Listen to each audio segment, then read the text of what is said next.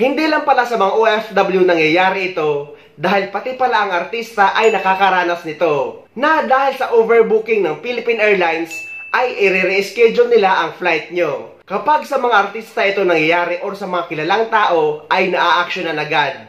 Pero kung simpleng tao ka at hindi ka marunong makipagrasunan or ipaglaban ang karapatan mo, malamang kinaumagahan na ang flight mo. What? Dahil i-reschedule nila ang flight nyo kahit sila naman ang may kasalanan.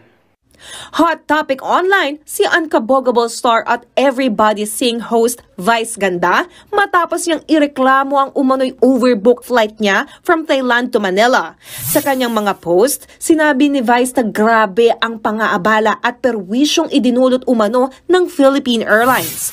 Tanong pa niya sa PAL, may damdamin pa ba kayo? Naiyak din daw si Vice habang tumatakbo para makaabot sa flight kasama ang asawa niyang si Ayon Perez. Agad namang sumagot ang airline company at nagsorry sa TV host. Pero itinanggi ng PAL na overbook ang naturang flight. Paliwanag ng kumpanya, base sa kanilang safety check, nagkataon lang daw na hindi pwedeng ipagamit sa pasahero ang dalawang business class seats dahil sa anilay safety concerns. Dahil dito, inoferan daw ng PAL si Vice ng seat downgrade sa economy class para siguradong tuloy at ligtas ang flight na komedyante. Dagdag pa ng PAL, nakatanggap sila ng update na may dalawang pasahero na tumanggap ng downgrade offer. Kaya ibinalik kay Vice ang nauna nitong binook na business class seat. Pero kinontra ito ni Vice at sinabing hindi ganito ang paliwanag sa kanya sa counter.